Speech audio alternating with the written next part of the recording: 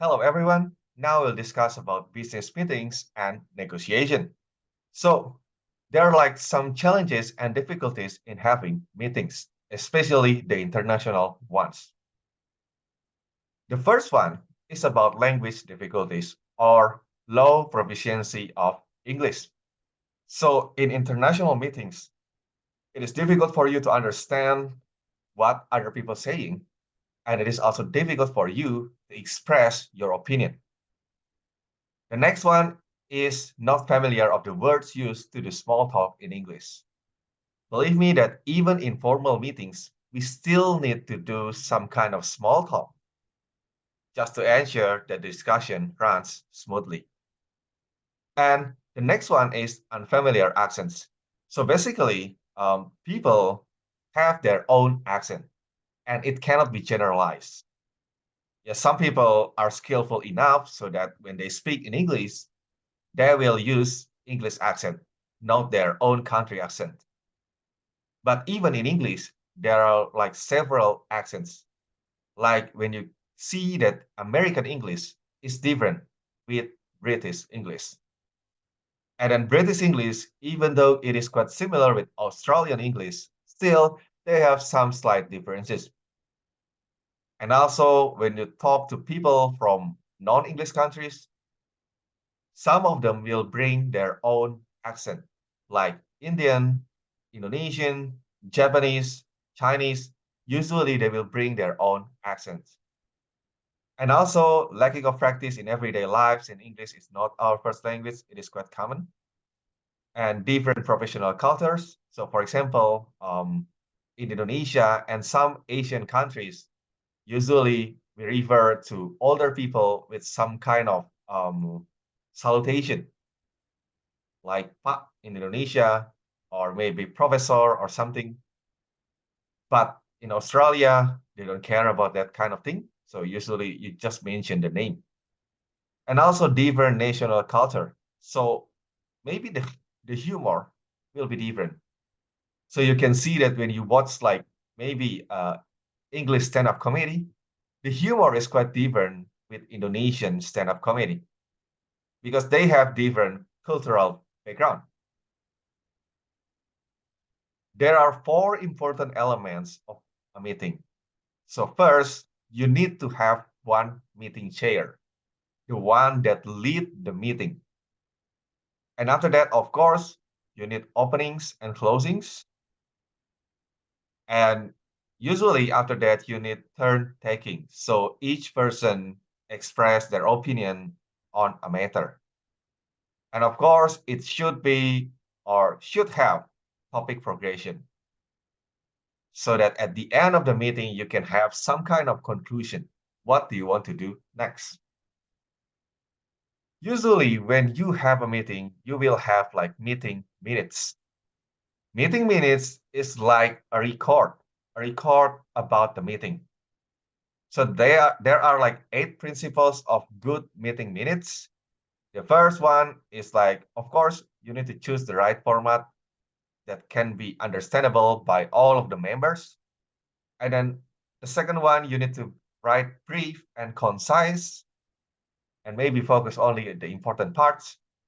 Assign clear responsibilities, ask for comments and adjustments if necessary, and then write them in timely manner, so based on the time, and decide we should get the report, make them available, and refer to the meeting minutes on a regular basis.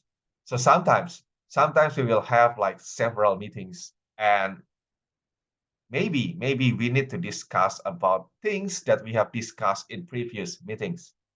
Usually, we do that by referring to the meeting minutes. Next one is about negotiations. I know that basically some of us might love to negotiate, but some of us might fear to negotiate.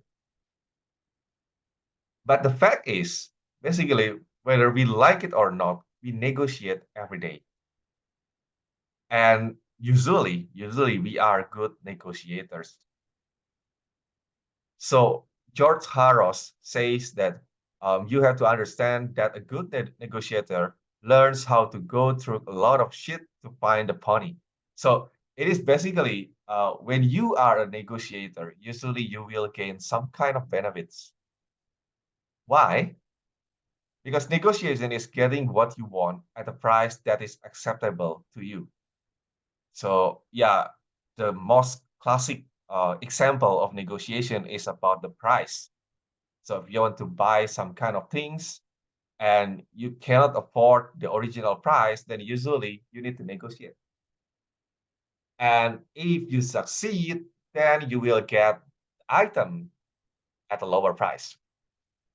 And then it is also a process in which people learn to accept an available compromise as a satisfactory substitute for that which they thought they really wanted. So basically, this is also happens in your life. So sometimes, for example, when your parents ask you to do some kind of things and you cannot do all of them, you will negotiate. Oh, how about this? How about that? Something like that. So negotiation aims to have win-win solution. How to make win-win solution? So we need to compromise. We need to compromise, and sometimes it takes a part of creativity so that the compromise can be useful for both sides. So what we are negotiating? Yeah, the most common example is like best price, of course. And then the next one is like maybe if you want to do like marketing, you need to find the best attractive terms or maybe best time frame possible for execution or deliverables or even meetings, and maybe make sure warranty is in place and other things.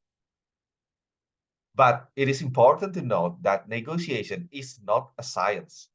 Although you might see there are like several resources that can teach you how to negotiate. Yeah, this one is one of the example, but it is not basically a science. And then it is also not a situation in which winning is everything. When you compromise, sometimes you need to give up several parts just to gain other parts. And then it is not also uneven with continuity because usually it won't last. How to prepare a negotiation? So first you need to define goals and objectives. And if possible, you need also to consider about second or third alternative in case the first goal and objectives are not achieved. And then the next one is like you need to gather information, who you will meet, what organization, who is the decision maker, and something like that.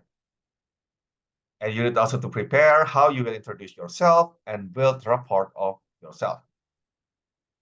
So a good negotiator should express him or herself well, should be sensitive to body language so you can see that whether the person you're talking to are happy with the negotiation or not. You should be also a good listener. Do not just bargain as you want, but you need also to consider about their perspective, their condition, and then maybe incorporate that to your final decision. You need to prepare well also, and then you need to work well under pressure because yes, some negotiators will use pressure to get their own benefits, and then never shows annoyance or anger. This is important because sometimes when we negotiate and then the topic gets difficult, you can get easily angry. And that is not a trait of good negotiator. And you need to be able to say very convincingly, ask the right questions that can lead to like a deal, and then deals well with difficult questions and can say, I don't understand that 5 times after 5 explanations. I know it is quite funny, but it is basically saying that if you don't understand a thing, then say it, ask for explanation, because otherwise it might be misused for your disadvantage. Okay, so for closing the deal, you need to listen well, consider and think. You need to compromise from two aspects, not only from your point of view. And then also you need to do like counter offer if necessary. And when you reach agreement, be sure to check what's written and get it signed. So before you sign something, read it first carefully, whether it reflects what you have discussed or not. Okay, that's all. Thank you.